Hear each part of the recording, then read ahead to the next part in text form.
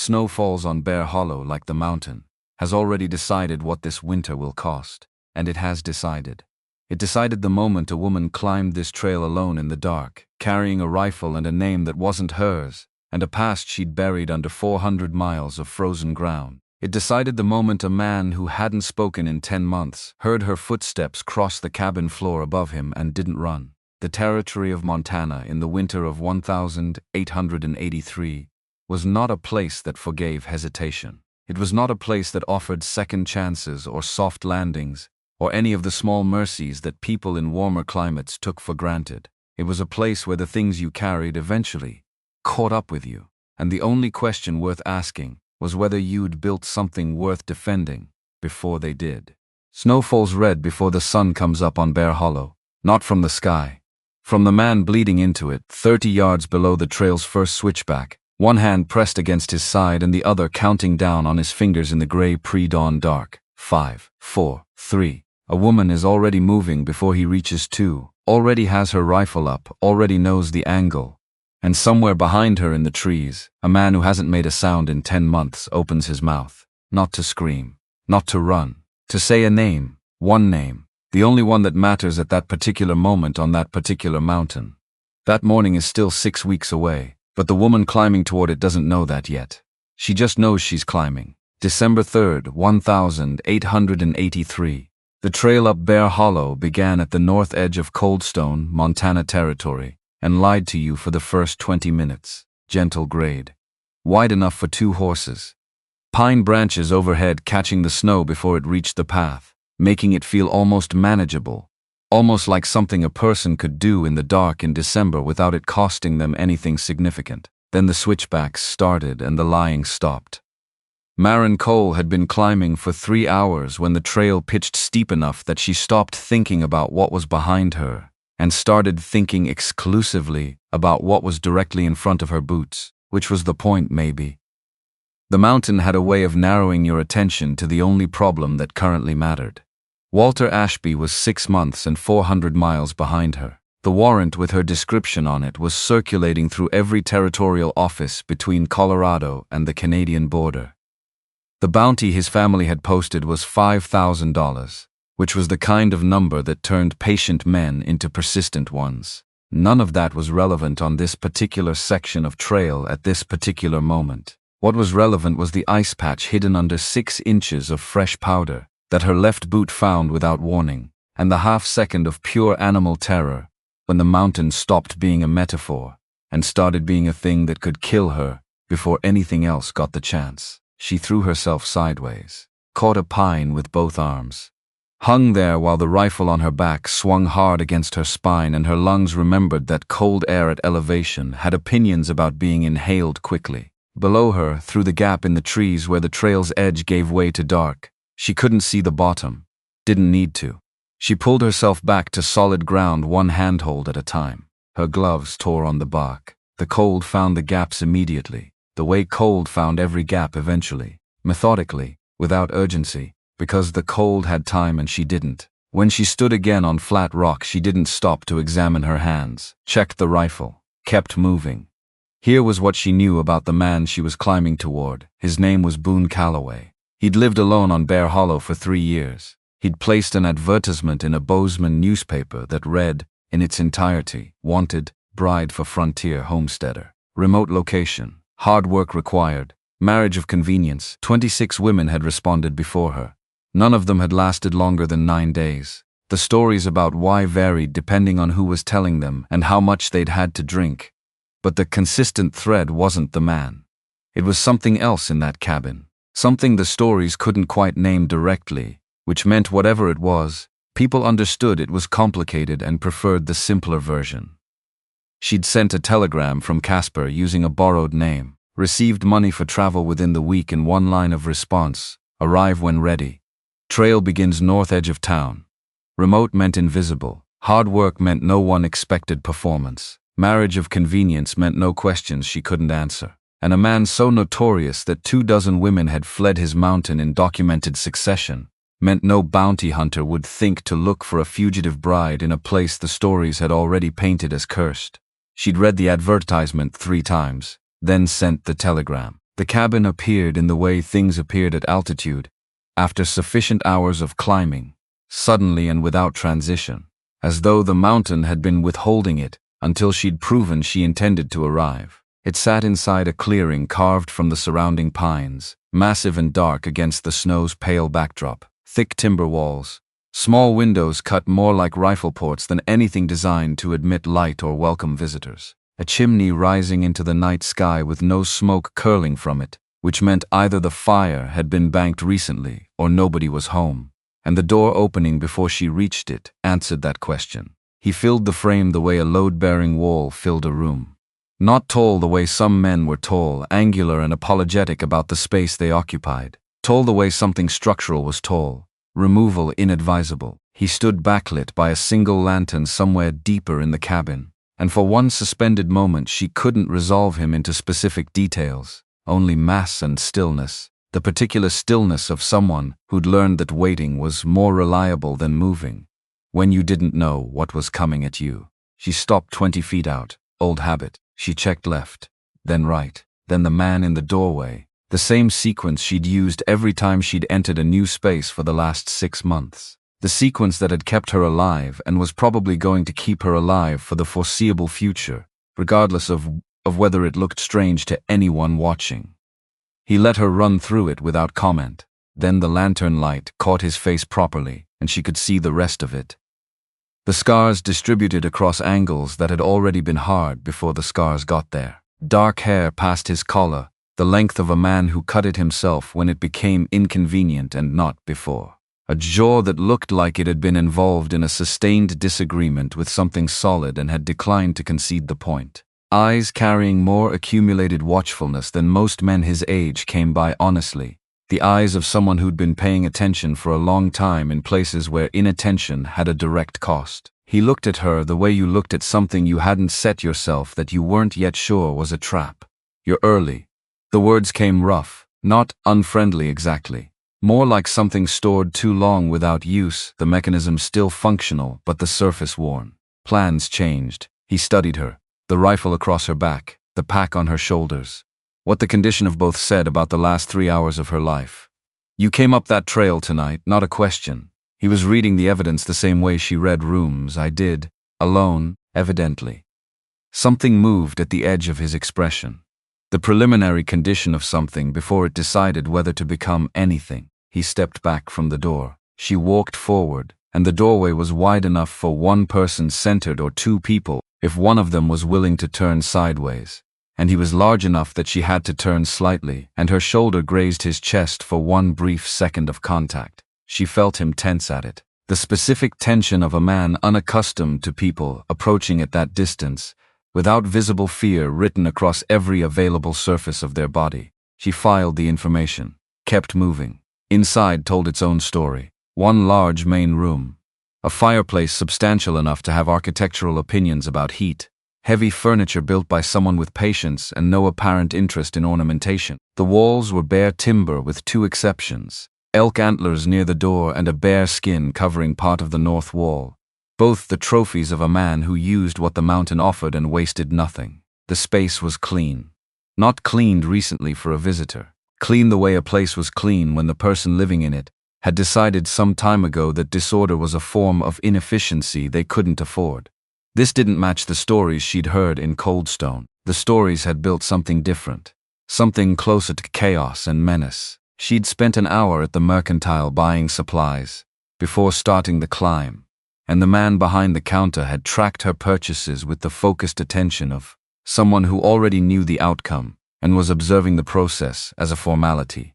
3 boxes of ammunition, field medical supplies, dried meat and matches and a whetstone. The counterman had said, "Ma'am, are you certain about these items?" Most ladies arriving for Mr. Calloway tend toward more domestic goods, and she'd said how much, and he'd calculated, and she'd paid exact change and walked out while he was still constructing his next sentence. The door closed behind her with a sound that was simply final, not threatening.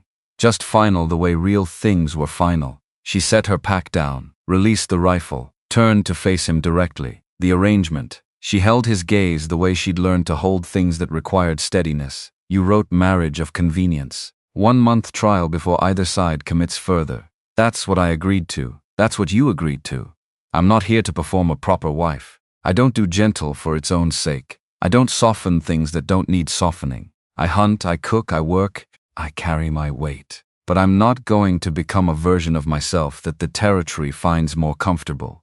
He was watching her with the same gumkukla of attention he'd used at the door, measuring something she couldn't fully name yet. You didn't ask about the arrangement from my side. I'm asking now. He moved to the fireplace, stirred the coals back to something useful. His back was to her, which was either indifference or trust, and she hadn't spent enough time in this space yet to know which category he operated from. Winter work up here isn't soft. Trapping, hunting, fence maintenance when conditions allow. Cellar inventory before January. 2 rifles in this room, both loaded, and I expect whoever lives under this roof to know how to use what's in them. I know how to use them. He turned, looked at her. Better than most men you've encountered in your life, she said. Not a performance. A fact she was offering the same way you offered information about the weather. Accurate and without decoration. Something in his face confirmed a calculation he'd already been running. There's one more thing. He said it quietly. 4 words that changed the air in the room, the way a barometric drop changed the air before a storm. Some shift in pressure that the body registered before the mind caught up. He moved to the side door, heavier than the front, reinforced in a way that was deliberate rather than incidental, and opened it. Cold came through, and from somewhere beyond the rectangle of dark, a barn, a lamp in a small window, the suggestion of something inhabited. His name is Elias Pruitt. He's 28 years old. He came back from the war, without whatever it is that lets a man talk to people afterward. I found him sitting in the ashes of his family's homestead 10 months ago, north of here. Family was gone. Place had burned. He was the only one still breathing. Calloway held the door but didn't gesture toward it. I brought him here because there was nowhere else. Maren looked at the lamp in the barn window. Something focused behind it, present. He doesn't speak. Not a word in 10 months. Comes inside when he decides to. Doesn't trust strangers, especially women. Calloway paused with the specific pause of a man deciding whether to say the last piece or let her discover it. He decided to say it. That's why they left. Not me, not this mountain. They couldn't manage being in a house with a man who looked through them, like they weren't there. Frightened them, or frustrated them, or both. Usually by the 3rd day, she looked at the barn window for a moment longer, then back at Calloway. What happened to his family? His jaw tightened, not evasion. The tightening of a man running a specific memory through the mechanism of deciding how much of it to hand to a stranger, made to look like a raid. Wasn't. Whoever did it knew exactly where to hit and exactly when. He paused. Elias was the only one who walked away from it. Barely. She thought about the difference between walking away from something and surviving it. The two weren't the same. She knew that with the specific knowledge of a person who'd done one, and was still working on the other. You thought a bride could reach him, she said. Where you couldn't. Thought a woman might be able to give him something I don't know how to give. He said it without embarrassment. The flat honesty of a man who'd already spent 10 months finding the edges of his own limitations. I'm not good with people, never was. After my wife died, I got considerably worse at it. He stopped. Not like he'd said too much. Like he'd said exactly enough and didn't want the words diluted by anything additional. There it was. Not an explanation. A coordinate. The location of something important that she now knew existed without knowing its full shape. A man who'd built 3 years of isolation around a specific loss and had been living inside that architecture so long he'd forgotten. It was a response to something rather than simply the way things were. She understood that kind of forgetting. Had done her own version of it in Colorado. Had lived inside Walter's version of her for so long that she'd needed a kitchen floor and a horn-handled knife to remember that the original version still existed somewhere underneath it. I'm not here to fix anything, she said. Or anyone. I'm here because I need to disappear and you need someone who won't run at the first sign of difficulty. That's the transaction between us. That's the transaction. Then we understand each other. She picked up her pack. Where do I sleep? He pointed to the ladder in the corner. She climbed it without looking back. The loft above was spare and deliberate. Straw mattress, wool blankets in a trunk, a shelf along one wall, a window cut small and high showing her nothing but dark and the white of continuing snow. She lay down fully dressed with the rifle within reach, and listened to the cabin accommodate her weight inside its walls. Below, Calloway moved to the fireplace, the scrape of the poker, the creak of his chair taking him, after a while, from outside, through the wall, the barn door, the specific compression of snow under a careful step. Then quiet replaced by a different quality of quiet, the quality of someone standing still and deciding something. She had lived for 2 years in a house where she'd learned to read the difference between sounds that were safe and sounds that required response. Not because Walter had been subtle, because survival required that kind of granular attention, and she'd developed it the way you developed any skill under sufficient pressure. The sound outside wasn't a threat. It was someone standing in the cold in the dark, assessing whether the cabin with the new person in it was still safe enough to sleep near. After a while, the footsteps retreated, back toward the barn. She lay there and didn't think about Walter. She thought about the advertisement, about the 3 lines that had looked like warning to everyone else and looked like a map to her, about the specific kind of hiding that worked, not disappearing entirely, which was impossible, but disappearing into something visible, enough that nobody thought to look harder. A mountain, a notorious man, a domestic arrangement that made perfect sense to everyone watching and required no further investigation. She thought about Elias Pruitt standing somewhere in that barn in the dark, and what it meant to come back from the kind of thing that took your words away. Then she stopped thinking about anything at all and slept, not the shallow surveillance sleep of the last 6 months, one ear always open, body never fully releasing into rest, something closer to actual sleep, not because she was safe. She wasn't sure she'd ever be entirely safe again, but because the specific danger she'd been running from was 400 miles away, and the specific danger she'd be running from next hadn't fully materialized yet. And in the gap between those 2 things there was, briefly, enough room to breathe.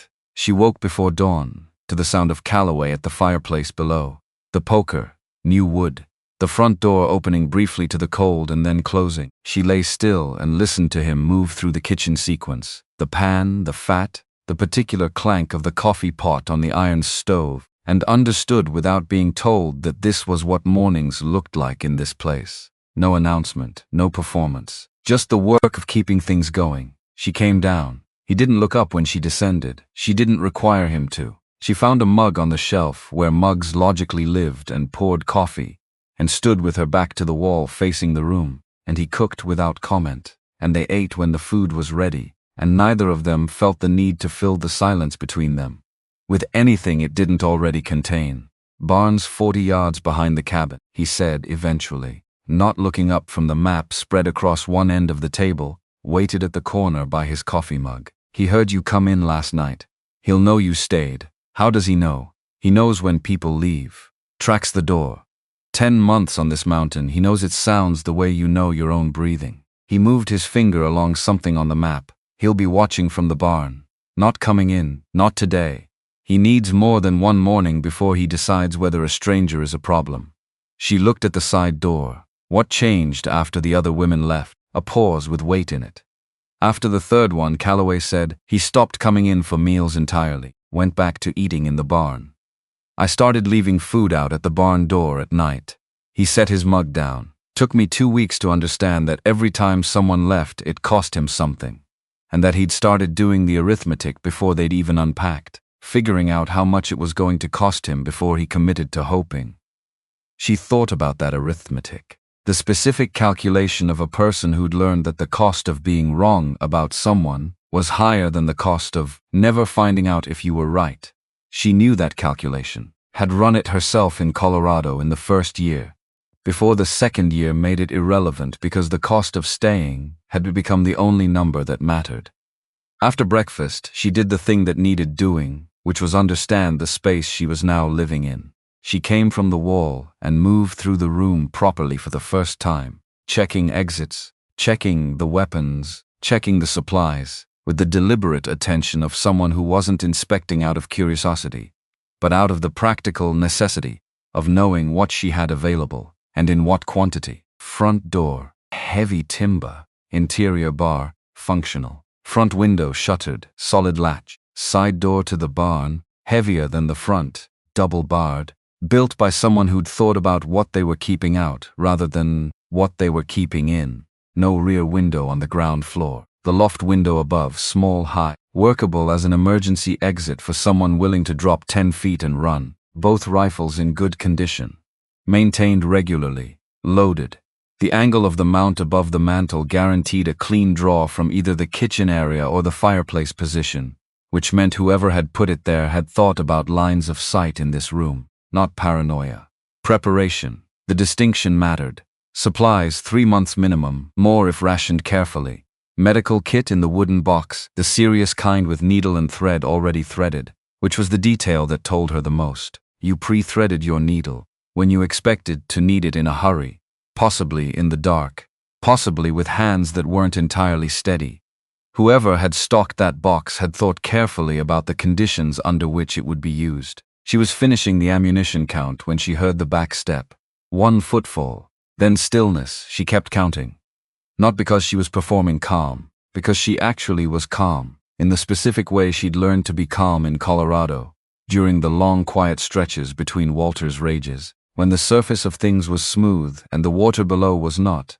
But you learned to inhabit the surface fully because it was the only inhabitable space available. She'd gotten very good at full presence inside partial safety. The footfall didn't repeat.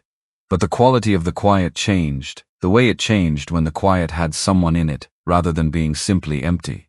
She finished counting, replaced the ammunition on the shelf, picked up the coffee pot, and poured the last of the morning's coffee into her mug, and went to stand at the window, which put her back to wherever he was standing and gave him the room to be in it, without being observed. Behind her, breathing, controlled, not afraid exactly. More the breathing of someone who'd trained themselves to occupy very little space in the world, to make minimal claims on the air around them, to exist at a volume low enough that whatever dangerous thing was in the room with them would have no reason to take notice. She recognized it the way you recognized something you'd done yourself.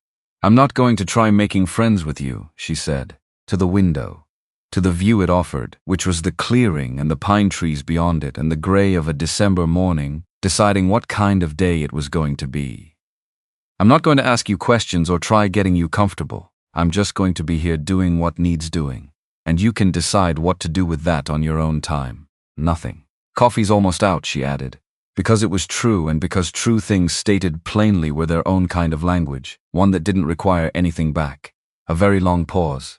Then footsteps retreating. Not fast. The measured retreat of a man who'd heard what he came to hear and was going somewhere to think about it at his own pace and in his own time. The barn door. The hinges that needed oil. Then the particular silence that followed.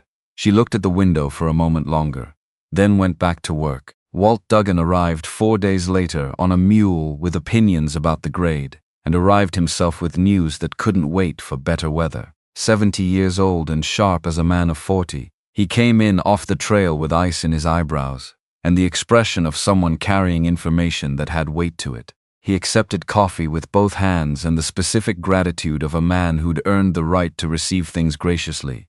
"You're the new one."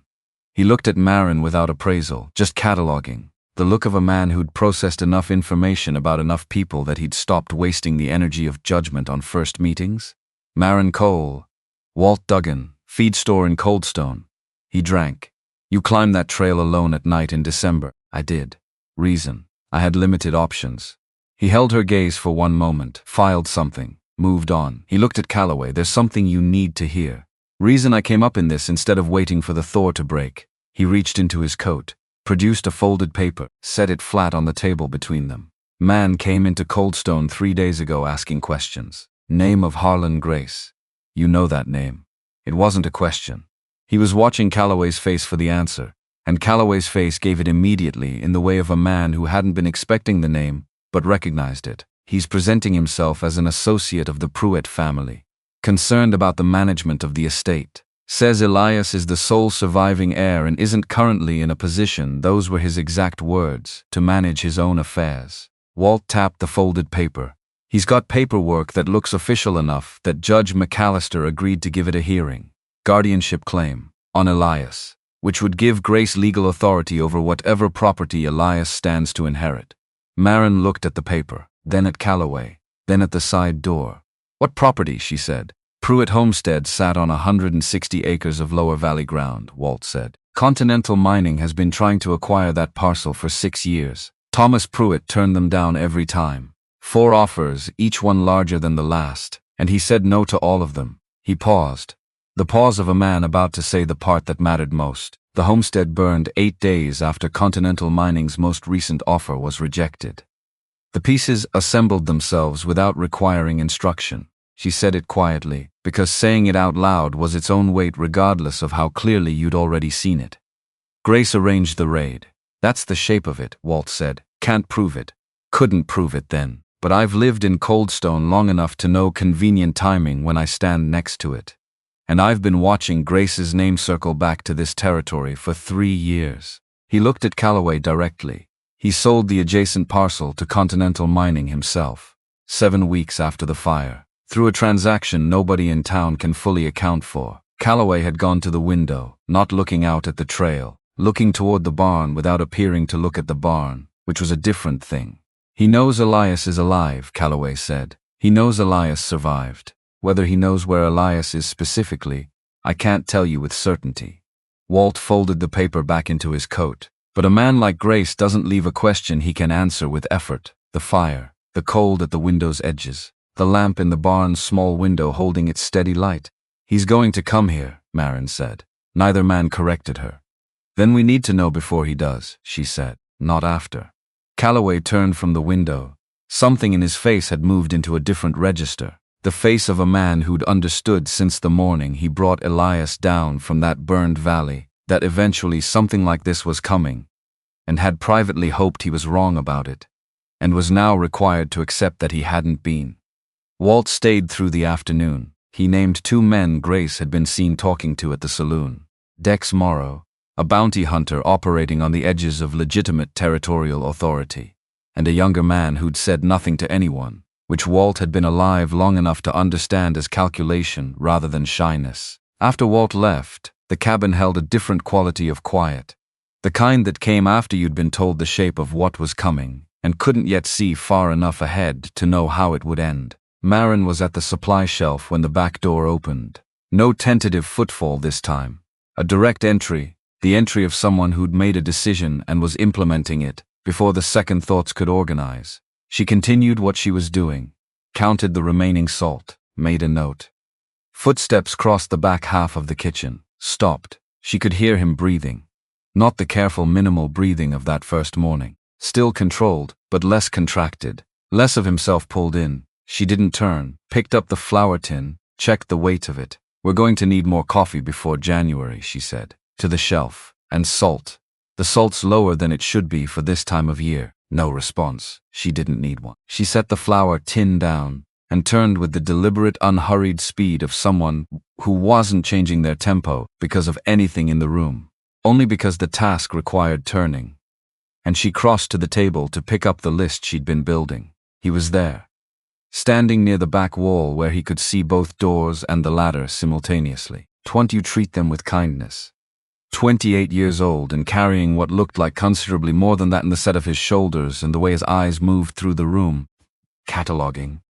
Assessing. The habitual threat assessment of a man whose threat assessment had been operating continuously for 10 months because the one time he'd stopped it, everything he had was taken from him. She looked at him long enough to see him accurately, then looked at her list. If you think of anything we're short of, she said, there's paper on the shelf. She went back to the inventory. He stood there for long enough that she finished 2 full counts of the bean supply. Then he moved. Not toward the door, toward the shelf. He picked up the paper, looked at it, set it back down, walked to the back door and let himself out. She waited until the hinges sounded, exhaled once, went back to the beans. That evening Calloway came in from checking the north fence line and looked at the paper on the shelf without touching it. Looked at her. There's a word on here, he said. I see that. He put it back down. She didn't look at it until he'd moved away. Then she looked. 1 word. Written in a hand that hadn't held a pen in a long time but remembered the mechanics well enough to manage it. The letters deliberate, chosen like each one cost something, beans.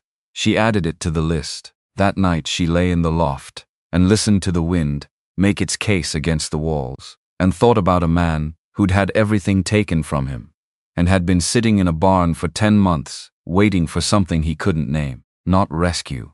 Something shorter than that. Some evidence that the world still contained people who would stay in a room without requiring anything from him that he wasn't ready to give. She thought about Calloway at the window, looking toward the barn without appearing to, doing that every day for 10 months. She thought about the word beans on a piece of paper, and she thought about Walt Duggan's folded paper, and the name Harlan Grace, and the 7 weeks between a fire and a land sale, and what that mathematics meant for all three of them on this mountain. When Grace finally decided he'd gathered enough information to act on. Below her, the fire burned low. Outside, the barn lamp held its light in the small window, steady and particular, the light of someone still awake and still watching and not yet ready to stop. She understood that. Completely. She closed her eyes and didn't count the exits. For the first time in 6 months, she didn't run the numbers on where the doors were and how long it would take her to reach them and what was on the other side. Not because the exits had stopped mattering. Because for the first time since Colorado, there was something on this side of them that mattered more. She couldn't have named it yet, didn't try to. Just let it be there, unnamed and present and enough. The storm came in 2 days early, which was Montana's way of reminding you that your plans were suggestions it hadn't agreed to honor. Maren was splitting firewood behind the cabin when the sky changed, not gradually. The way it did in the territories when weather meant business, one moment gray and manageable, next moment something darker moving in from the northwest with the specific urgency of a debt collector who'd already given you more time than you deserved. She split the last log, stacked it, carried 2 armloads inside before the first real wind hit the clearing hard enough to knock snow from the pine branches in curtains. Calloway came in from the north trail 40 minutes later, ice in his beard, 3 rabbits on his belt, reading the sky through the cabin window, with the expression of a man doing arithmetic he didn't enjoy. Weak, he said. Maybe more this time. Morrow can't ride in a week of that. No. He skinned the first rabbit with practiced efficiency, but he can spend a week in Cold Stone learning everything anyone will tell him, and people will tell him. They always do. Man buys enough drinks, asks questions the right way, fills in his pitcher piece. The knife worked along the carcass without hurry. He'll know about you before the trail clears. Question is how much. Maren looked at the window. The snow had gone from drifting to driving in the 20 minutes since she'd come inside. What does Cold Stone actually know about me? That you arrived on Curtis's coach? That you bought ammunition at the mercantile? That you climbed the trail the same night? He paused. Percy Denor's not a gossip by nature, but he keeps records, and Morrow has ways of making records feel like conversation. She thought about Percy's mercantile, the specific inventory she'd purchased, 3 kinds of ammunition, field medical supplies, nothing that read as Bride except in the most heavily edited version of the story. And Grace, she said. Grace is separate. Grace has his own timeline. Calloway set the second rabbit down. He wants the guardianship established through legal channels if he can manage it. Cleaner that way, harder to contest afterward. Is it legal? The paperwork looks legal. Whether it is depends on what a judge decides to examine closely. He finally looked at her directly. Elias has never been declared incapacitated by any court, never been evaluated. Grace's claim rests entirely on the argument that a man who doesn't speak can't manage his own affairs. The fire, the knife, the sound of the storm building its case against every seam in the timber. Elias can write, she said. Calloway stopped. He wrote beans on that list. She let it sit there between them.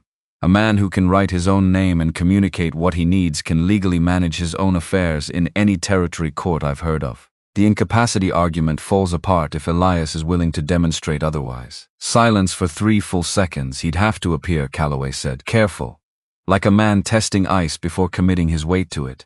In front of people. In Cold Stone. Eventually, yes. He hasn't been in Cold Stone since I brought him up here. I know. He doesn't like open ground. Doesn't like crowds. Doesn't like being in spaces where he can't see the exit from where he's standing. He set the knife down. Both hands flat on the table. That's not stubbornness. That's what the war put in him, and it's not coming out by asking nicely. I'm not asking nicely yet. She picked up the list from the shelf, the one word on it. I'm saying the option exists. What we do with it depends on what Elias is willing to do. And that depends on things we can't know yet. She looked at him. But I needed you to understand that it exists. He looked at the list for a long moment. Yeah, he said, heavy. The word carrying more than its single syllable. I understand. The storm locked them in for 6 days. 6 days of a kind of proximity that didn't ask for permission and didn't offer warning. She learned the cabin's winter rhythm from the inside, in a way the first week hadn't allowed. Calloway rose before dawn regardless of weather, fed the fire, checked the perimeter himself when Elias didn't, which was rare, maybe twice in 6 days. And both times he did it without comment when he returned. Cooked breakfast with the same economical precision she'd catalogued from the first morning. Nothing wasted, nothing performed. And Elias came inside on the second morning of the storm, and didn't go back to the barn until the 5th, not all at once, not with announcement. He came in for breakfast on the second day and didn't leave when the meal was done. Sat in the corner nearest the back wall where he could see the front door and the back door simultaneously. Didn't speak, didn't participate in the sparse conversation between Maren and Calloway about firewood quantities and whether the north fence section would need attention before spring, but he stayed. Maren treated this the same way she'd treated every other thing he'd done since she arrived. Accurately and without decoration, he was in the room. He wasn't a problem. She had work to do in the room. She did the work. On the third day, she was cleaning her rifle at the table and felt his attention shift. Not toward her exactly, toward the rifle. The specific quality of attention a person gave to a thing they understood and hadn't been near in a long time. You carried one. Not a question. She could tell by the way his shoulders had changed position. What kind? Nothing. Springfield, probably. Most infantry. She ran the cleaning rod through the barrel. This one's a Winchester. 73. Action's cleaner, but the Springfield throws heavier. Different feel in a sustained engagement. She set the cleaning rod down, picked up the oilcloth, worked it along the receiver with measured strokes, and she felt him lean forward, just fractionally, the way a man leaned when something pulled at attention he'd been trying to keep reined in. You can look at it, she said. It's not loaded. A pause that lasted long enough for her to complete 2 full strokes of the cloth. Then he stood, crossed the room, stopped at the table's edge, looked down at the rifle with an expression she could read even from the side. Recognition. The complicated recognition of something familiar that had also been part of the worst experience of your life. She set the cloth down and slid the rifle an inch toward him on the table. Not the whole way, an inch. An offer he could decline by not moving his hands. He picked it up, checked the chamber first. Automatic. The reflex of a trained man confirming what he'd been told rather than taking the information on faith, which was exactly right. Empty. He settled the stock against his shoulder, looked down the barrel toward the front wall. His hands were absolutely steady. Maren watched this and understood something that hadn't been fully visible before. The war hadn't broken Elias Pruitt's ability to function. It had broken his ability to want to, which was a different problem with a different set of possible solutions, none of them available on a specific timeline. He set the rifle back on the table with the particular care of a man returning something borrowed. Looked at her for one moment with eyes that were exactly as sharp as she'd suspected from the beginning. Then he went back to his corner. Calloway, from his chair by the fire, had not looked up from the harness he was repairing during this entire exchange. But when she glanced at him, his hands had stopped moving on the leather. He resumed 2 seconds later. Said nothing. On the 4th evening, she was telling the window about the structural inadequacy of its latch again. A habit by now. A way of filling the room with sound that didn't require anything from anyone in it. She'd moved from the latch to the general philosophy of frontier construction, which had some merit she was willing to acknowledge, and several decisions she found genuinely puzzling when she heard it again. From the corner. A sound so brief and so quickly swallowed that she almost didn't trust it. Almost. She kept going. Told the window that whoever had decided this particular overhang angle was adequate for a Montana winter had clearly never spent a Montana winter. The sound came again. Still brief, still immediately suppressed. But this time she caught the shape of it more clearly. Not amusement at the window. At her. Specifically. At the fact that she was having this conversation with a piece of woodwork and conducting herself as though the woodwork had standing in the dispute. She turned, very slowly, and looked at him directly for the first time during one of these moments. He had his face turned partly away. But the corner of his mouth was doing something it clearly hadn't done in a long time, and wasn't entirely sure how to manage. The latch is a genuine problem, she said. He looked at the floor, I'm not wrong about the overhang either. He pressed his lips together. She could see the effort of it. She turned back to the window, gave him the privacy of not watching, kept talking, told the window that the overhang situation was going to be someone's problem before April, and that person was going to wish someone had listened to her assessment when it was still theoretical. From the corner came a sound she hadn't heard in this cabin in 10 months. A full breath, released. The way a laugh released when you'd been holding it long enough that it stopped asking for permission. Calloway set the harness down, looked at her with an expression she was going to file away, because it was the first time she'd seen his face do something completely without defense. She went back to the window latch. On the 5th day, the storm showed its first sign of relenting. Not clearing, just shifting from sustained assault to considered commentary. Calloway went outside to assess the roof load and came back with snow in his hair, and a report that the main trail was impassable but the lower meadow trail was close. Day, he said. Day and a half before Morrow can ride it. Maren looked at Elias in his corner. He was watching Calloway with the focused attention he brought to any new piece of information about what was coming for them. He knows, she said quietly to Calloway, not trying to make it private because there was no privacy in a single room and Elias had the best ears in the building. He's been in here 5 days. He's heard everything. Calloway looked at Elias directly, held it. You understand what Grace is doing, he said. Flat, direct. Not softened into palatability. He wants the land. The guardianship is how he gets access to your father's estate without anyone being able to contest it legally once it's established. If a court declares you incapacitated, everything your father owned goes to Grace as managing trustee. Elias's expression didn't change, but his hands, resting on his knees, pressed down once. The specific pressure of a man taking a physical grip on something because what was in front of him was too large to hold in his head all at once. There's a way to stop it, Maren said. She sat down across from him, same as she'd sit at any table with any person, not crouching to his level like he was diminished, not standing over him like she was explaining, just across from him, equal plane. You'd have to appear in front of Judge McAllister in Coldstone, demonstrate that you are competent to manage your own affairs. Which you are, completely. He looked at her. You don't have to speak, she said. Written answers would establish the same legal point. You write, you answer questions, you prove that your mind works and that you never needed anyone's guardianship. She paused. Grace's entire case disappears the moment a judge sees you functioning. The longest silence yet in that corner. Then Elias reached into his coat and pulled out a folded piece of paper she hadn't seen before, held it out toward her. She took it, unfolded it. A list, written in that same careful hand that had given her the word beans 6 days ago. Not one word this time. 20 items on the supply shelf they were running low on. The specific measurements of the gap in the north fence section that would need repair. And at the bottom, in slightly larger letters as though to distinguish it from the rest, Grace sold the land to Continental Mining. I know what he paid. My father kept records. Her chest tightened, not with grief, with the particular weight of a man handing over the heaviest thing he owned because he'd decided you were worth the cost. She looked up at him.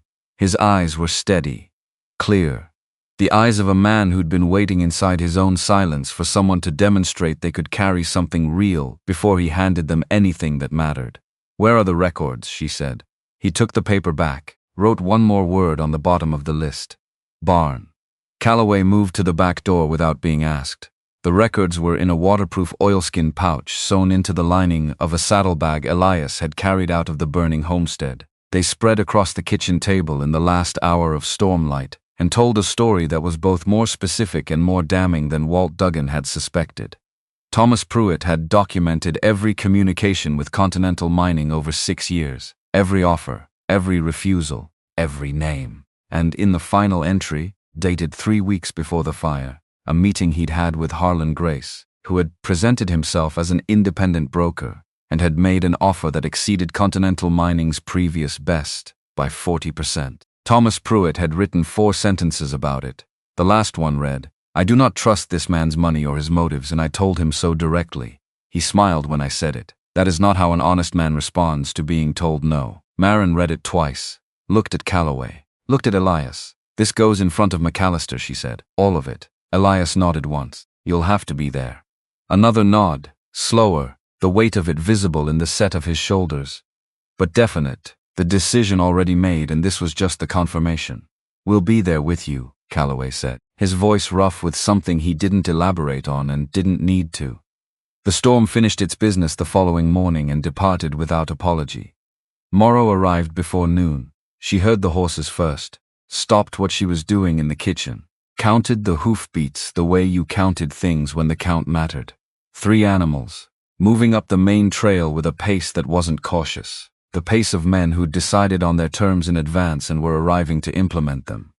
Calloway was in the main room. He heard it too. Their eyes met, a full exchange in 2 seconds. She moved the rifle from the mantel to the table, set it at her right hand, stood with her back to the fireplace so she could see the door and the window simultaneously. Elias was in the barn. She'd sent him there an hour ago, not because she expected this specifically, but because she'd been expecting something all morning, the way you expected things when the weather cleared after a week of preparation.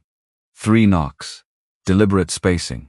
Authority performed. Calloway went to the door. Dex Morrow was built lean and long, the physique of a man who'd been in motion most of his life and never accumulated anything that slowed him down.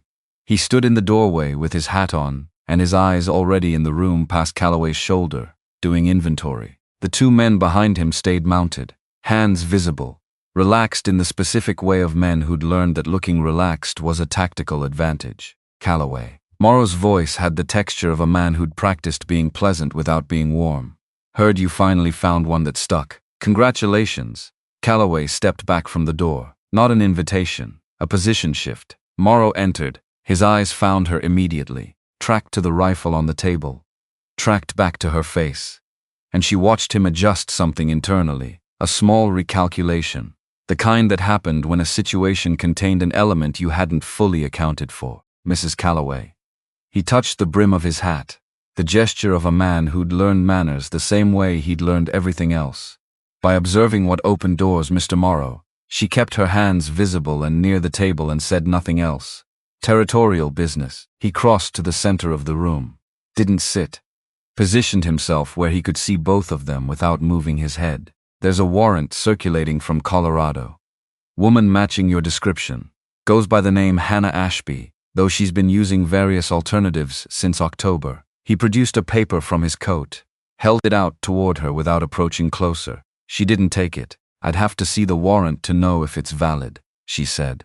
"And I'd want to know who issued it before I gave it any weight." Territorial magistrate out of Denver. Issued on the complaint of the Ashby estate. His eyes hadn't moved from her face, reading her the way she was reading him, both of them conducting their evaluation in plain sight and neither pretending otherwise. "Charge is murder in the 1st degree. My name is Maren Cole." She held his gaze without effort. "I've been in Montana since September and in Bear Hollow since December 3rd. You're welcome to verify either of those facts with anyone in Coldstone." September. Morrow's pleasant expression adjusted by 3 degrees towards something more deliberate. "The warrant was filed in October. Then we agree on the timeline." She kept her voice level, not cold. "Level, which means the warrant doesn't describe my situation." He looked at her for a long moment. The kind of look that was meant to create discomfort. It required a certain kind of target to work on, and she was not that target. "Mind if I look around?" He said it the way men said things that weren't questions. "I do mind." She didn't raise her voice, didn't move toward the rifle. The rifle was there. The situation would tell her if she needed it. "You're welcome to stand where you are and ask questions. You're not welcome to search this cabin without my husband present and without a signed order from a judge whose name I recognize." Morrow's mouth curved. Not warmth, appraisal. "You've dealt with territorial law before. I've dealt with men who used it as a costume before." She said it evenly. "There's a difference, and I know what it looks like." Behind Morrow, through the window, she could see the 2 mounted men exchanging a glance. Small. Involuntary. The glance of men recalibrating. "We'll come back," Morrow said, the curve of his mouth doing something that was not a smile regardless of its shape. "When your husband's available, make everything proper." He touched his hat again, crossed back to the door, paused with one hand on the frame, and looked at the rafters above the main room in a way that was too deliberate to be casual. "Quiet place you've got here. Don't hear much out of it. Montana winters are quiet." She didn't look at where he was looking. Kept her eyes on him. "That's the appeal. He left. She held position until the hoofbeats descended below the point where she could track them individually. Then she moved to the window. Watched until the tree line closed behind them. Her hands had started shaking, not during now. The way they always started after rather than during, all the adrenaline waiting politely until the threat was gone to make its presence known. She pressed them flat against the table until the shaking ran its course. Calloway hadn't moved from his position near the fireplace. He was looking at her with an expression she was still learning to read, the one that contained more than one thing at once. "He's going back to Grace," she said. "Yes, they're going to put the two things together, my warrant and Grace's guardianship claim. Use one to validate the other. Make it look like you and I are operating some kind of arrangement to shelter a fugitive and a compromised heir simultaneously. That's the shape of it." He moved to the table, looked at the warrant Morrow had left on the edge without her touching it, which means McAllister is going to hear Grace's version first, with Morrow's endorsement. She thought about the records in the oilskin pouch, about Thomas Pruitt's 4 sentences and the final one about the smile. Then we need to be in front of McAllister before Grace is. She looked at Calloway, not after, before. He held her gaze for a moment. Then Walt Duggan knows McAllister's schedule. Send for him. He's 70 years old and the trail just cleared. He'll come, she said. He came in worse for less. Calloway went to the back door and walked to the barn. She watched through the window. He knocked twice. The door opened. She couldn't see Elias's face from this angle, but she could see Calloway's. And what was on it was not the expression of a man delivering news to someone fragile. It was the expression of a man talking to an equal about what came next. He came back in 10 minutes later. Elias already knew Morrow had come up, heard the horses, stayed put, listened through the barn wall. He sat down at the table, looked at the map that had lived there for 3 days now. He wants to go to Coldstone. She looked up. His words. Calloway's jaw moved briefly. Not signed, spoken, 2 of them. Go. Coldstone. The first words in 10 months. She let herself feel that, all the way through, because some things deserve to be felt completely before you move to the next thing. Then she moved to the next thing. We need 3 days of preparation before we go down, she said. Gather everything from the oilskin. Get Walt up here to coordinate. Make sure we know what McAllister needs and in what order. She started writing on the paper that still had beans at the top of it. And I need to know everything about Cecily Ward. Calloway looked up. The woman in Coldstone asking about me. She'd been turning this over since Walt's note. You said a woman was asking questions. Who is she to the Ashby family? Walt, said sister. Walter Ashby's sister.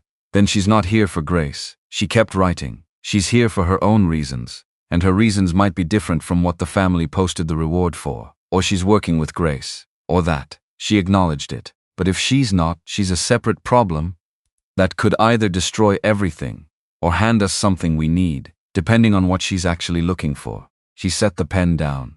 I need to talk to her before she talks to anyone else. Calloway looked at her for a long moment. Alone, she said, before we go to McAllister. Because if she's going to be a problem, I need to know the shape of it. And if she's not, I need to know that too. His jaw tightened. Not in objection. In the way it tightened when he was running through the same calculation she was, and arriving at the same answer, despite not liking either the question or the destination. When? Tomorrow, she said. Before Morrow has time to talk to Grace, and Grace has time to file anything with McAllister. That's a hard ride down and back. Everything up here is a hard ride. That's the appeal you told me. He looked at her. A long look, the kind that was trying to do several things simultaneously, and was managing all of them. I didn't say that. You said that.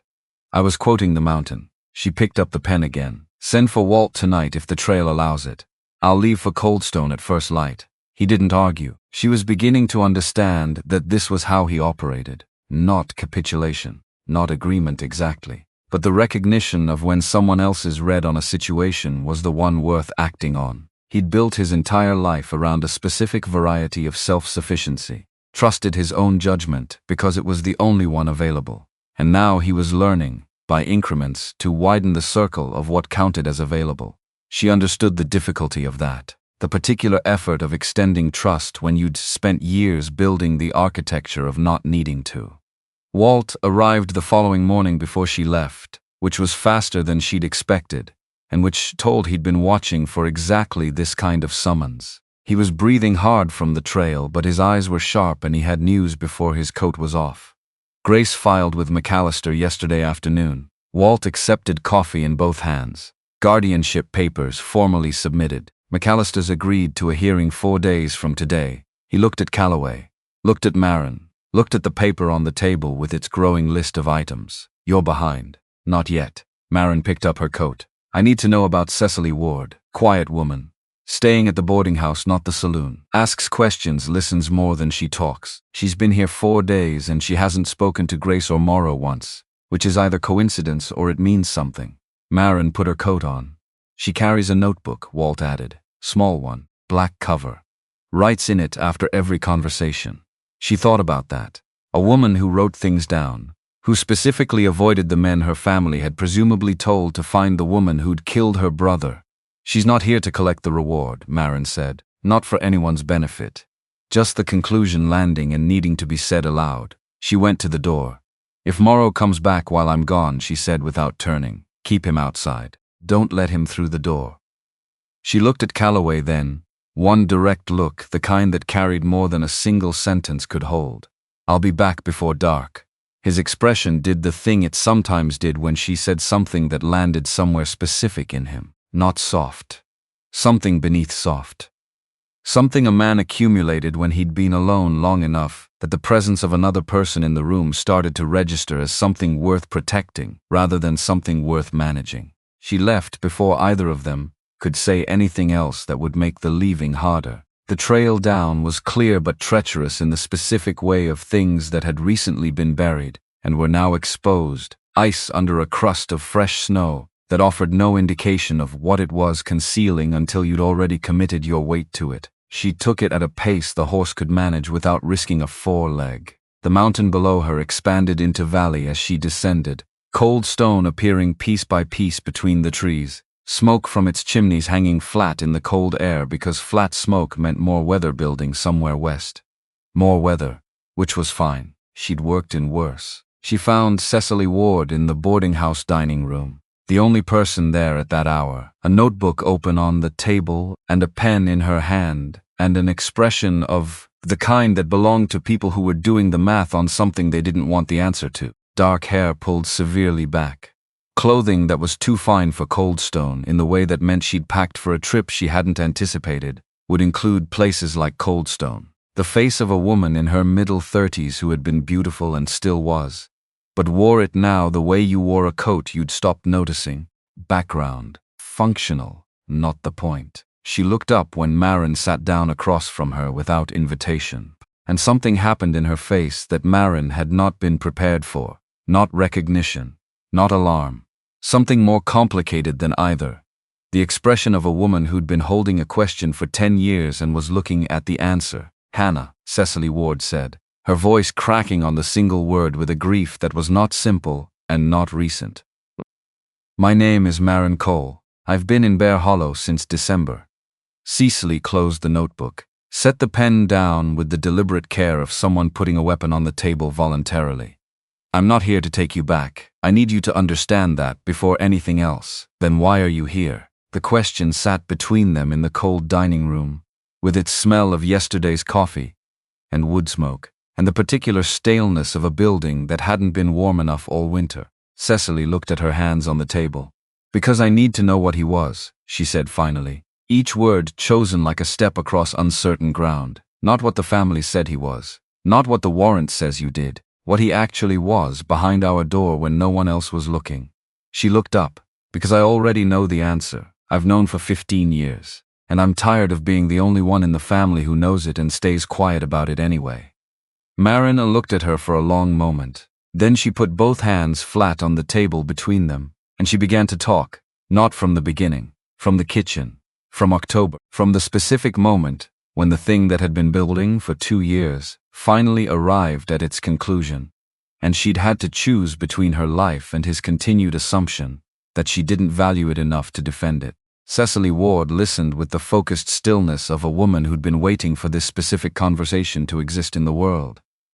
And her notebook stayed closed the entire time. Cecily Ward made her decision in the cold dining room of a cold stone boarding house.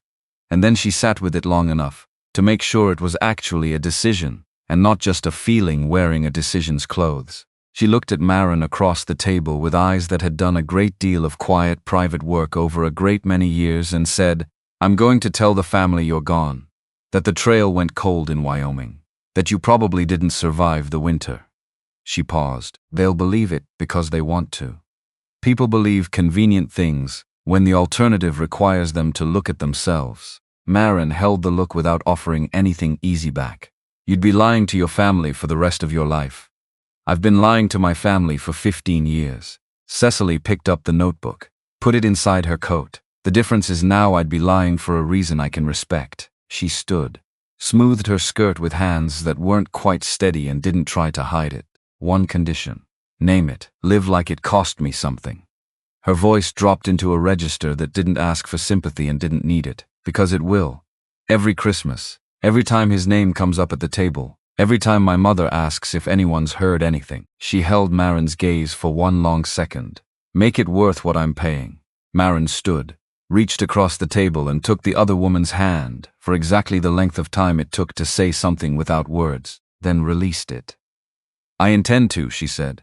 She rode back up the mountain in the flat gray light of a Montana afternoon that couldn't decide between threatening and delivering. The trail was worse going up than it had been coming down, the ice having softened just enough during the midday hours to be unpredictable, and she made the horse work carefully through 3 sections, where she'd have preferred to go faster and couldn't. The necessity of patience, when patience was the only available instrument. She arrived at the cabin as the light was going copper through the pines. Calloway was on the porch, which meant he'd been watching the trail long enough to know when a rider was approaching and had come outside rather than wait at the window.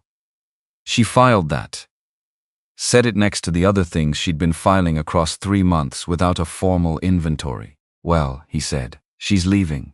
Maren dismounted, handed the reins off, let her legs remember what level ground felt like. "Coldstone by tomorrow morning, Colorado by the end of the week. She'll tell the family I'm gone." Pause in which he processed this. "You believe her?" "I believe she's been carrying the truth about her brother for 15 years. And it got heavy enough that telling it to one person who needed to hear it felt like setting something down." She looked at the barn. Lamp glow in the small window. "She's not coming back. And Morrow's problem is that Morrow works for Grace now. If the guardianship claim falls apart in front of McAllister, Morrow loses his reason to be in this territory." She moved past him toward the door. "One problem collapses the other if we do this correctly. That's a significant if. Most of the useful ones are." Inside, Elias was at the table, not in his corner. At the table with the oilskin records spread in front of him, organized into a sequence she hadn't arranged them in herself. He'd been through all of it, sorted by date. The earliest communications between Thomas Pruitt and Continental Mining at one end, the final entry about Harlan Grace at the other, and in the middle, a separate stack she hadn't seen before, smaller papers, different handwriting, older ink. She sat across from him, looked at the separate stack. He pushed it toward her. Letters. Between Thomas Pruitt and a man named Aldous Crane, identified in the salutation as the regional land supervisor for Continental Mining, dated across 4 years. Civil at first, increasingly less so. The final letter in the sequence was from Crane to Thomas Pruitt, and it was 3 paragraphs of language that was technically professional and actually threatening. The final line: "We will find a way to acquire this property, Mr. Pruitt, with your cooperation or without it." Delays of this nature only increased the eventual cost to all parties involved. 6 weeks later, the homestead burned. Maren set the letter down, looked at Elias. His jaw was working, not speaking, holding something back that was too large for the room and too long stored to come out cleanly even now. His eyes were on the letter, and the look in them was the specific look of a man who'd known a thing in his body for 10 months, and was now seeing it confirmed on paper, and the confirmation didn't help the way you hoped it would. "This goes to McAllister with everything else," she said. Steady, no attempt to soften it. He didn't need soft, he needed accurate. "Crane's letter plus your father's final entry about Grace plus the land transaction records. 3 separate threads. McAllister can't ignore all of them at once." Elias nodded. "Once. Contained. You'll have to be in that room," she said. "You already know that." Another nod, "and it's going to be full of people." She watched the thing that moved through it at the word people. Not fear exactly. The anticipation of something that required more from him than he was sure he had left. But you've been checking the perimeter of this clearing every morning for 10 months. Every morning. In the dark, alone. She held his gaze. You know how to move through something hard without knowing what's on the other side.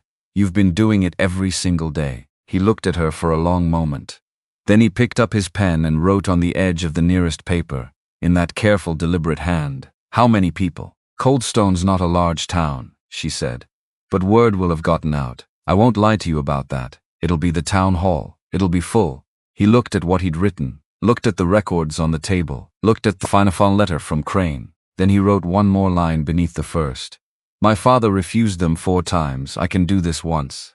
Calloway, behind her, made a sound that was not quite a word. She didn't turn to look at him. She knew what his was doing, and she needed him to have a moment with it that wasn't being watched. She started organizing the records back into the oilskin. Systematic. One document at a time. They had 3 days. The preparation was the kind of work that asked everything of you and acknowledged nothing in return. Walt Duggan came up the second morning with Percy Dunor from the Mercantile, a small, precise man with ink-stained fingers and the memory of a man who'd kept records his entire professional life, because he'd learned early that the territory ran on paper, and paper lasted longer than memory. Percy had his own ledger. Every transaction he'd recorded in Coldstone across 11 years, including the sale of the land adjacent to the Pruitt homestead to Continental Mining, which had been processed through a broker whose name appeared in Percy's records as H. Grace. I didn't put it together at the time, Percy said. He was a man who held himself responsible for things that weren't his fault in the way of people who valued accuracy over their own comfort. I recorded it as a standard land transaction. The name Grace didn't mean anything to me in this context until Walt explained the connection. It means something now, Maren said. That's what matters. Walt had arranged an appointment with McAllister for the morning of the hearing, not the hearing itself. The morning before. 1 hour with the judge in his private office to present the documentary record before Grace arrived with his version of events, and his lawyer and his 2 paid witnesses. McAllister's a fair man, Walt said. Not an easy one. He's going to want to know why this information is coming to him the day before, rather than the day the guardianship was filed. Because we didn't know Grace had filed until after he did it, Maren said, and because Elias Pruitt spent 10 months not speaking to anyone, which is why Grace thought the guardianship would go unopposed. She looked at Walt. McAllister's going to look at a man who was nonverbal for 10 months and is now in his office the day before a hearing. That's going to require explanation. Yes, Walt said simply. She looked at Elias across the table. He wrote, let me explain it. 3 words, on paper. But 3 words that contained an entire architecture of intention. She looked at Calloway. He looked at Elias. Something passed between them that had been building for 10 months without a specific shape and had found one just now. All right, Calloway said, his voice carrying the particular roughness it carried when he was holding something back that didn't need to be said aloud. We do it your way. The morning of the hearing, Maren was dressed before dawn, not in what she'd climbed the mountain in 3 months ago. Walt had arranged fabric from Percy's store, and she'd spent 2 evenings making something that would read correctly in a courtroom without performing a version of herself she wasn't. Dark wool, practical, cut, nothing that apologized for itself. She came downstairs to find Calloway at the table with his coat already on and his best hat on the table beside him, which she'd seen him wear exactly once before, the day he'd ridden to Coldstone for supplies in November and come back with information about Grace's arrival. He looked at her, and the look did the thing it sometimes did, contained more than one register simultaneously, and he didn't try to simplify it. You look like someone who's about to walk into a room and change what happens in it, he said. That's the plan. Elias came in from the barn. He'd been there since before she woke. She'd heard him moving through the pre-dawn dark in the familiar pattern, but he was dressed now in a way that was not his daily barn clothes. Cleaner lines. The coat brushed, his hat in his hands rather than on his head, which was its own kind of formality. He looked at both of them. Then he put his hat on and walked to the door, which was the clearest possible sentence. The ride down took an hour. 3 horses, 3 riders, the trail negotiable but cold, the valley expanding below them as they descended into a morning that was trying very hard to be clear and mostly succeeding. Coldstone emerged from the trees looking smaller than the weight it was about to carry, a single main street, a cluster of buildings, smoke from the bakery and the saloon and the boarding house chimneys, mixing into one gray column above the rooflines. More horses at the rail than a Tuesday morning warranted. More people on the street than the cold justified standing in. Word had traveled. It always traveled. A frontier town ran on news the way a mill ran on water, constantly, regardless of the hour, and the news of a contested guardianship hearing involving the burned Pruett homestead, and a mountain man who'd sheltered the sole survivor, and a new bride with a Colorado history that Morrow had been describing to anyone who'd hold still long enough. That was the kind of news that emptied the feed stores on a workday morning. Maren rode to the center of that attention without adjusting her posture or her pace. They met with McAllister first. His office smelled of pipe tobacco and decades of paper, and the particular staleness of a room where difficult decisions had been made, and the difficulty had settled into the walls. McAllister himself was 60 and looked 70, and had the eyes of a man who'd been surprised very few times in the last 30 years, and was braced against being surprised now. He looked at the records, all of them, the full sequence, the mining company letters, Thomas Pruett's entries, the land transaction records, the final note about Grace's smile. He read without comment. The clock on his wall made its points in the silence. Then he looked at Elias. Elias met the look. McAllister said, "The guardianship claim rests on the assertion of incapacity, inability to manage personal affairs. In your view, does that description apply to you?" Elias reached into his coat, pulled out the paper he'd written the night before, working by lantern light at the kitchen table for 2 hours, while Maren and Calloway pretended to be engaged in other things and watched him from the edges of their attention. He set it on McAllister's desk. The judge read it. It was 1 page, written in the careful, deliberate hand that had started with the word beans 6 days into a storm, and had been finding its range ever since. It described the night of the fire with the precision of a man who had organized the memory into language, slowly and privately over 10 months, because he'd had nothing else to do in the quiet of a barn on a Montana mountain, except remember and wait for a reason to say it. It named what he'd heard. It named the voice he'd recognized.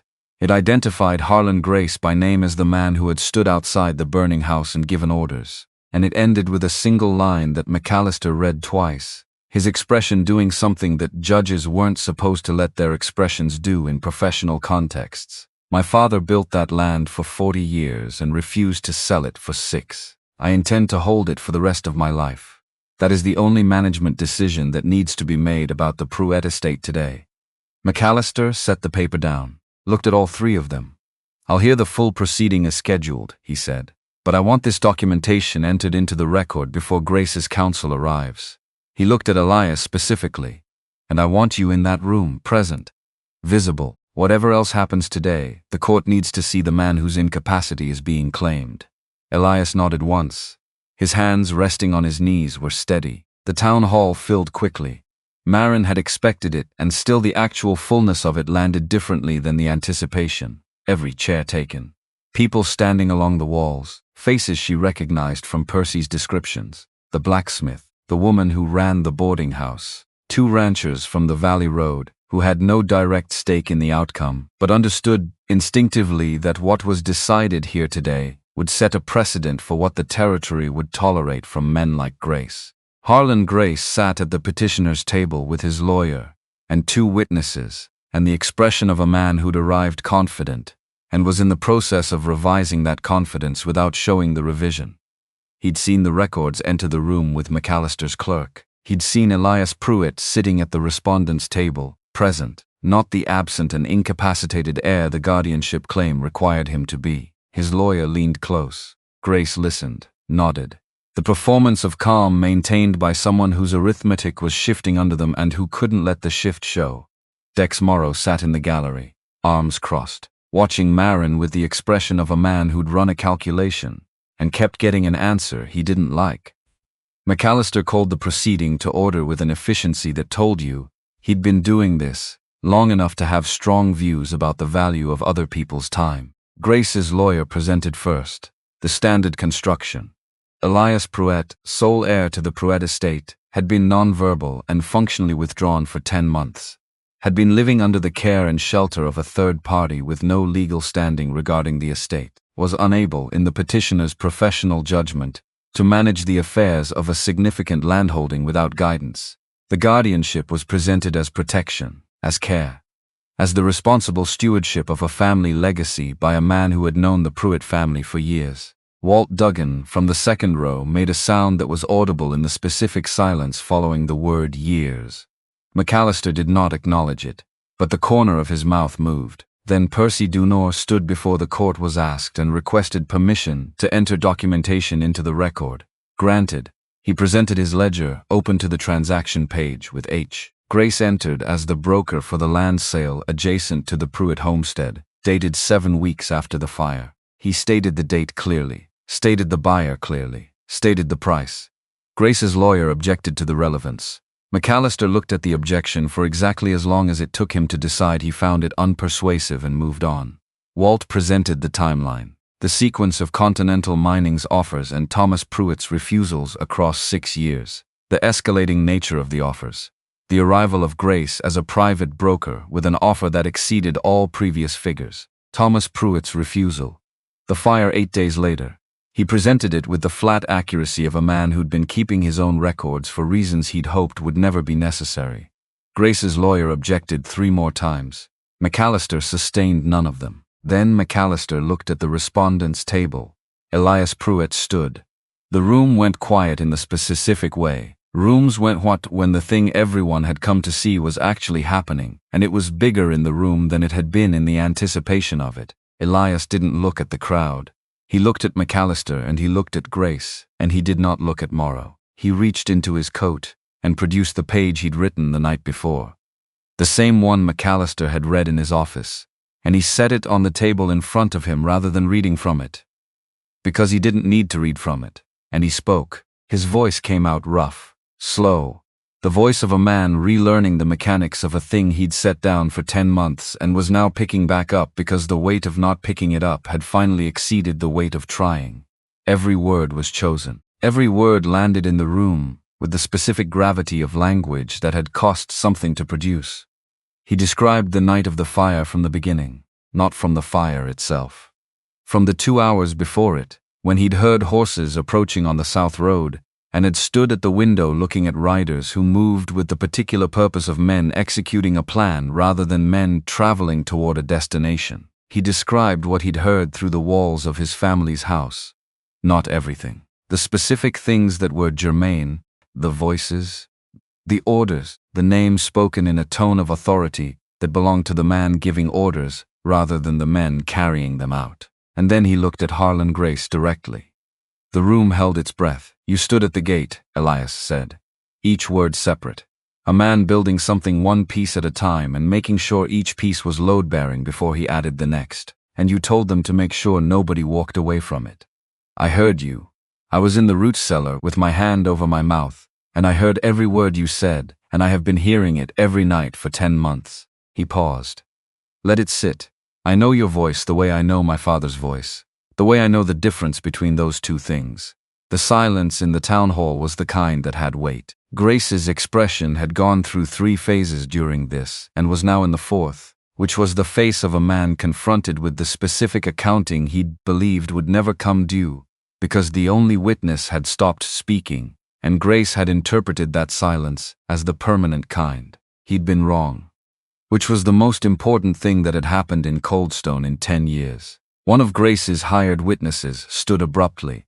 The younger one, the one who'd been shifting in his chair since Percy's testimony. He looked at McAllister, and his voice had the quality of a man jumping from a burning structure and hoping the ground below was softer than it looked. I wanted on the record that I was told this was a straightforward guardianship matter. I was paid to confirm a man's state of residence. Nothing about what I'm hearing today was explained to me when I agreed to appear. He sat down, did not look at Grace. Grace's lawyer leaned close again. Grace listened. His jaw worked once. His hands on the table were flat and still in the way of a man applying deliberate control to things that wanted to move. McAllister let the room settle for exactly 5 seconds. Then, Mr. Grace, the court has received documented evidence of your brokerage role in the land transaction adjacent to the Pruitt property. The court has received testimony regarding your presence at the scene of the incident. that resulted in the deaths of Thomas and Margaret Pruitt and their youngest child. The court has received a written and verbal account from Elias Pruitt, who is demonstrably present and demonstrably communicative, and demonstrably the opposite of incapacitated. He set his pen down with a precision that was its own kind of sentence. The guardianship petition is denied. Furthermore, I am referring the questions raised today regarding the circumstances of the Pruitt fire to the Territorial Marshal's office for formal investigation. He looked at the sheriff standing at the back wall. Mr. Grace is not to leave Coldstone pending the initiation of that investigation. The sheriff moved. Grace's lawyer stood with an objection that died somewhere between his mouth and the room's reception of it. Grace himself sat for one long second with the expression of a man watching a structure he'd spent years building come apart at the seams in front of an audience he'd have preferred not to have. Then he stood very straight, the last performance of a man who'd always led with presentation, and was escorted from the room without the grace his name suggested. Morrow left the gallery before the room finished reacting. She saw him go, noted the direction. North and out, not south toward the saloon or east toward the boarding house. Out of Coldstone, which was the appropriate direction for a man whose employer had just been detained and whose secondary piece of business had been rendered moot by a woman who had more witnesses to her whereabouts than the warrant required. She didn't follow him with her eyes beyond the door.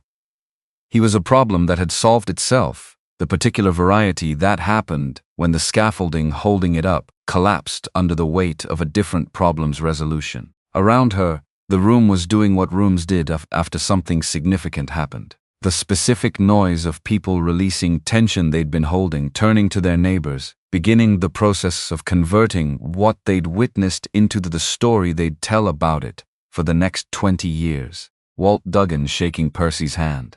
The blacksmith saying something to the woman from the boarding house that made her press her lips together and nod as though he'd confirmed something she'd been privately sure of. Elias was still standing at the respondent's table. He had not sat down after speaking.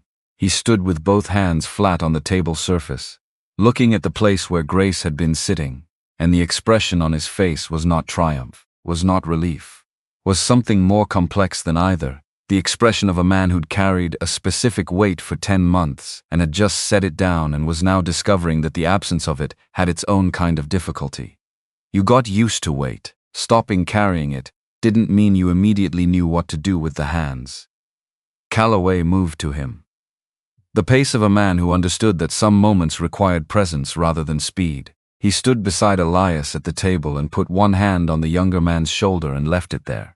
Elias looked at the hand, then looked at Calloway. Something passed between them that 10 months of shared mornings and quiet dinners and uncrowded silences had built toward without anyone naming it.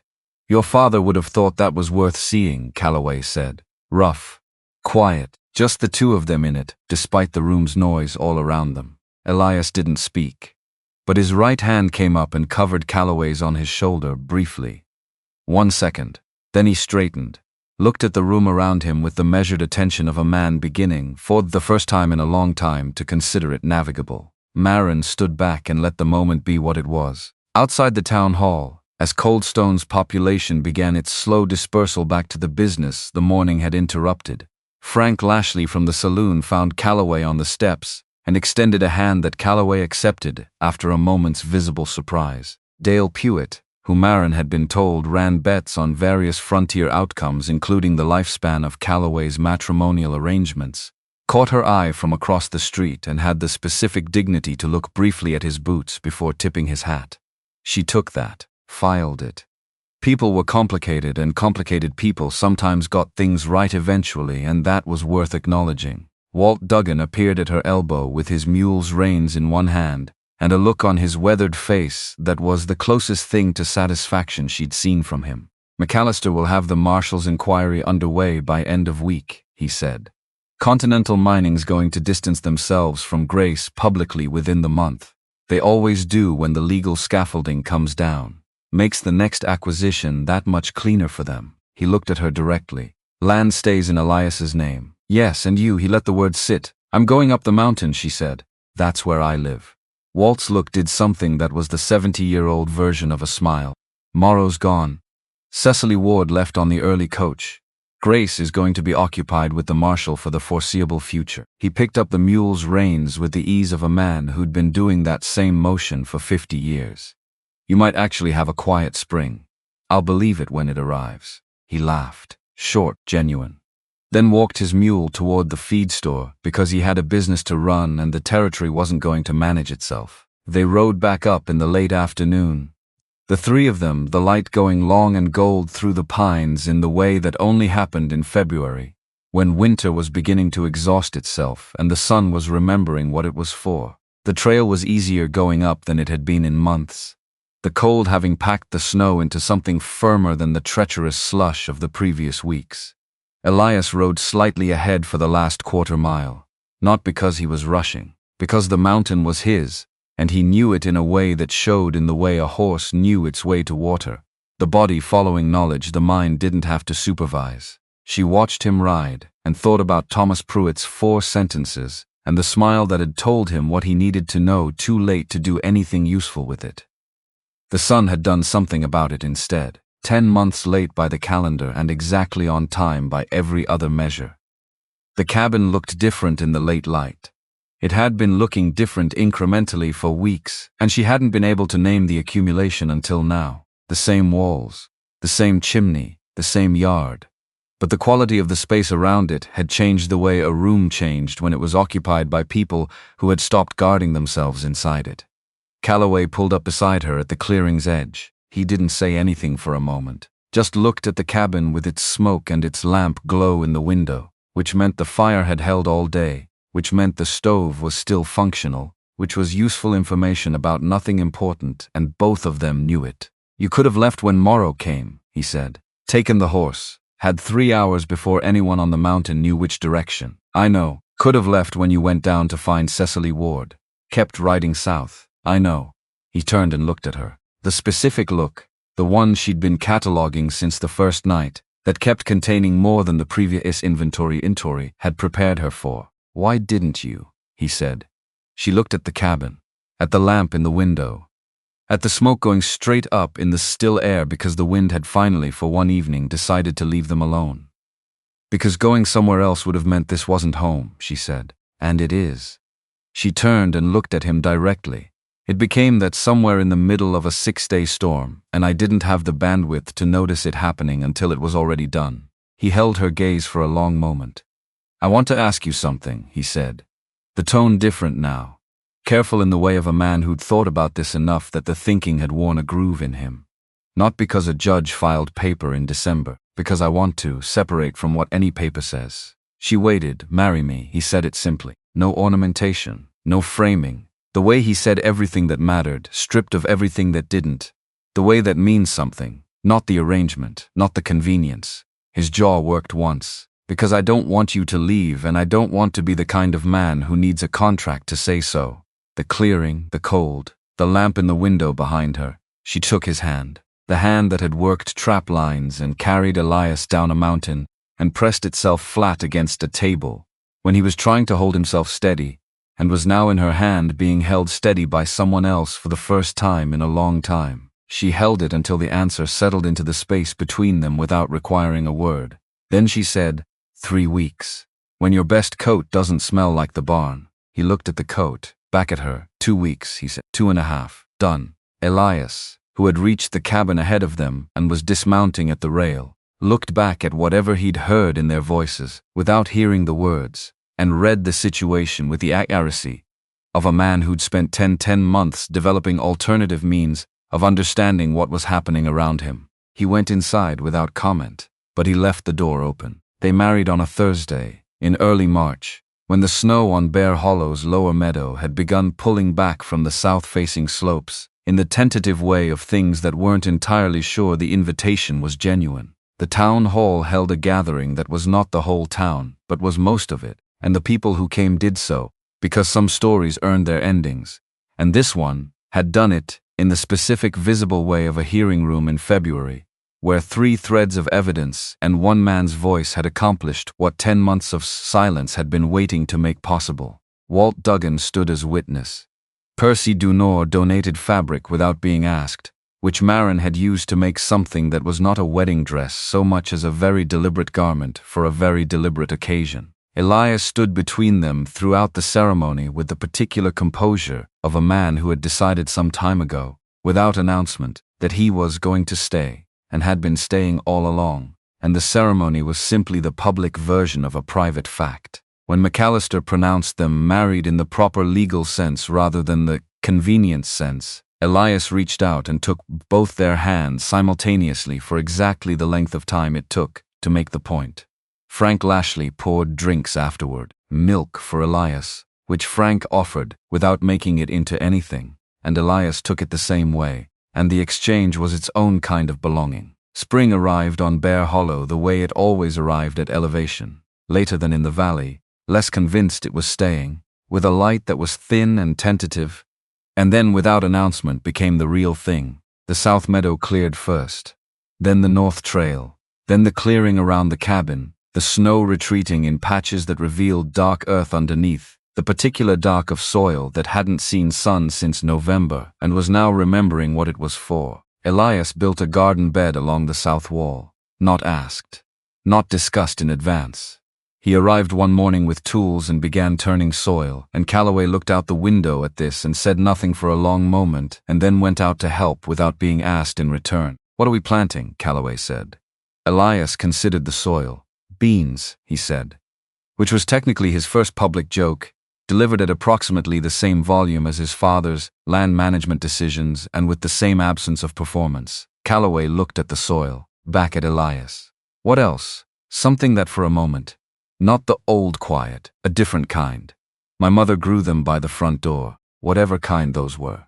"We'll find out," Calloway said. Maren heard this through the open window while she was doing something she'd been doing for 2 weeks and sus not saying anything about because she hadn't been sure yet, hadn't wanted to say the thing until the thing was certain enough to hold the weight of being said aloud. She stood at the kitchen window with her hand against the wall and listened to them, working in the garden, and let the certainty finish arriving.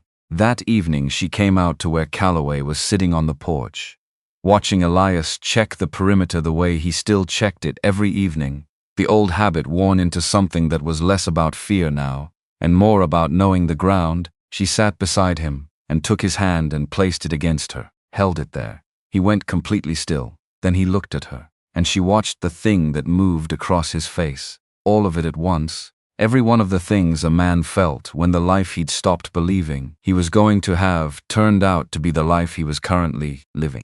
And the evidence was in his hand, and she didn't try to name any of it or smooth any of it and just let him have it. He laughed. It came out rough and unpracticed and entirely genuine. The laugh of a man who hadn't used it enough to have kept it in good working order. And she thought she could probably listen to that laugh for the next 40 years and not find it less than it was right now. "When?" he said. "September, give or take." He looked at the clearing, at Elias coming back from the tree line with the measured pace of a man who'd confirmed what he needed to confirm, at the cabin behind them and the garden beside it, and the mountain above all of it doing what mountains did, enduring, offering no reassurance and requiring none. 26 women climbed this mountain, he said quietly. Not one of them stayed past 9 days. He looked at her. "You built something out of nothing." "We built it," she said. "All 3 of us, and soon 4. Elias reached the porch steps and looked between their faces with the accuracy that had been his particular intelligence since long before she'd arrived. She looked at him directly. "You're going to have someone to look out for come September," she said. He processed this, the full sequence of it, what it meant, what it would require, what it would change, and what it wouldn't. Then he nodded once, the decisive single nod of a man who'd made a decision and was implementing it immediately. "I'll teach them the perimeter," he said. Calloway looked at her, she looked at him, because that was Elias Pruitt in one sentence, in all the ways it mattered, the man who'd survived the unsurvivable, and come out the other side with his particular intelligence intact, and his hands steady and a specific understanding of what it meant to know your ground, that you checked it not because you were afraid, but because you loved what you were checking it for. She leaned back against the wall of the cabin that was no longer a fortress by anyone's definition, that had become slowly and entirely without planning the kind of home that was built not from what you started with but from what you chose to stay for, and let the evening come in over Bear Hollow, and didn't count the minutes, and didn't calculate the exits, and didn't listen for anything that wasn't there. Just this. Just the three of them on a porch in early spring, with the ground coming back to life below them, and the mountain keeping its own counsel above, and the garden they'd plant tomorrow waiting in turned dark earth along the south wall, like a promise nobody had needed to make out loud because they'd all already made it, every morning, for the last 3 months, just by being there when the other two woke up, which she was beginning to understand was the whole of what any of it ever was.